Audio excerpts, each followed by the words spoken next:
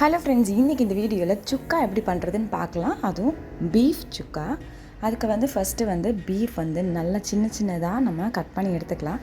சின்ன சின்ன பீசஸாக போட்டால் தான் நல்லாயிருக்கும். கட் பண்ணி எடுத்து அதை ஒரு குக்கரில் போட்டு நல்லா வாஷ் பண்ணிவிட்டு குக்கரில் ஆட் பண்ணிக்கலாம். ஆட் பண்ணிவிட்டு அதுக்கு கொஞ்சம் தண்ணி வச்சா போதும், அதிகமாக வேண்டாம்.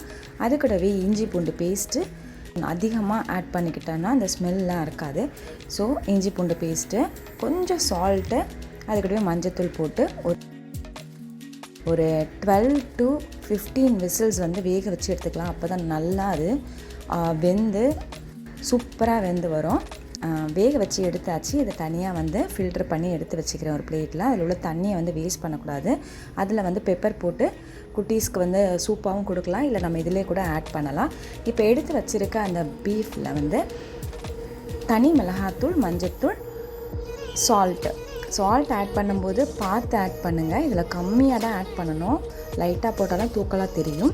ஸோ எல்லாத்தையும் போட்டு நல்லா பரட்டி வச்சாச்சு. இப்போ கடாயில் எண்ணெய் ஊற்றி நம்ம நார்மலாக தாளிக்கிற மாதிரி தான் கடாயில் எண்ணெய் ஊற்றி அன்னாச்சி பூ, பட்டை, லவங்கம், கிராம்பு இதெல்லாம் போட்டுக்கலாம். போட்டுட்டு ஒரு ஸ்பூன் சோம்பு போட்டுக்கலாம். அது பொரிஞ்சதுக்கப்புறம் அது கூட சின்ன வெங்காயம், இதுக்கு சின்ன வெங்காயம் ஆட் பண்ணால்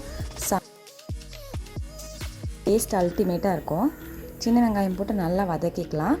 அது நல்லா வதங்கினதுக்கப்புறம் அது கூடவே கொஞ்சம் சால்ட்டு போடுறேன். சால்ட்டு போட்டு நல்லா வதக்கிக்கலாம். குயிக்காக வதங்கிடும்.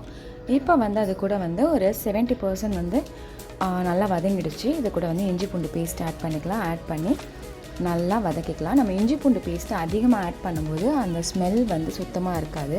சாப்பிட்றதுக்கு ரொம்ப சூப்பராக இருக்கும். இதை நல்லா வதக்கியாச்சு. இப்போ தனியாக நம்ம எடுத்து வச்சுருக்கோம்ல, மிளகாத்தூள் போட்டு பரட்டி வச்சுருக்கதா அதில் ஆட் பண்ணிக்கலாம். ஆட் பண்ணி எல்லாத்தையும் சேர்த்து நல்லா பரட்டலாம். இது கொஞ்சம் தண்ணி விடுற மாதிரி இருக்கும். நீங்கள் பரட்ட நம்மளுக்கு அப்படியே ஃபுல் ட்ரை சுக்கா சூப்பராக இருக்கும்.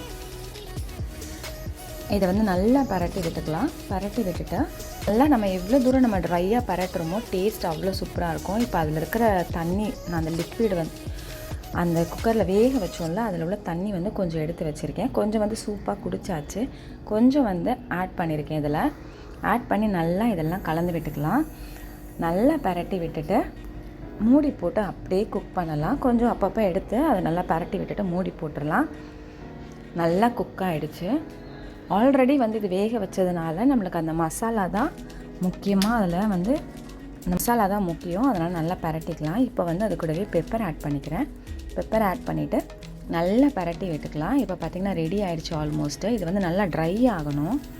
ட்ரை ஆனால் சூப்பராக இருக்கும். இல்லை அப்படியே நீங்கள் வச்சு சாப்பிட்டிங்கனாலும், சுட சாதத்துக்கு வச்சு சாப்பிட்டிங்கன்னா அப்படி ஒரு டேஸ்ட்டு சூப்பராக இருக்கும். நான் பெப்பர் இன்னும் மறுபடியும் கொஞ்சம் ஆட் பண்ணுறேன். எனக்கு காரம் கம்மியாக இருக்கிற மாதிரி ஃபீல் ஆச்சு. ஸோ பெப்பரை தூக்கலாம் நான் ஆட் பண்ணிக்கிறேன். உங்களுக்கு எப்படி வேணுமோ அதுக்கேற்றப்பல நீங்கள் ஆட் பண்ணிக்கோங்க. இதை நல்லா ட்ரையாக பரட்டிக்கிட்டே இருக்கணும். இப்போ பார்த்தீங்கன்னா சூப்பராக ரெடி ஆகிடுச்சு. நீங்களும் ட்ரை பண்ணி பாருங்கள். ட்ரை பண்ணி பார்த்துட்டு எப்படி இருந்ததுன்னு கமெண்ட் செக்ஷனில் சொல்லுங்கள். லைக் பண்ணுங்கள், ஷேர் பண்ணுங்கள், சப்ஸ்கிரைப் பண்ணாதவங்க மறக்காமல் சப்ஸ்கிரைப் பண்ணிவிடுங்க. வேறு எதை பற்றி உங்களுக்கு டிஷ் வேணுன்றதை கமெண்ட்டில் தெரியப்படுத்துங்க.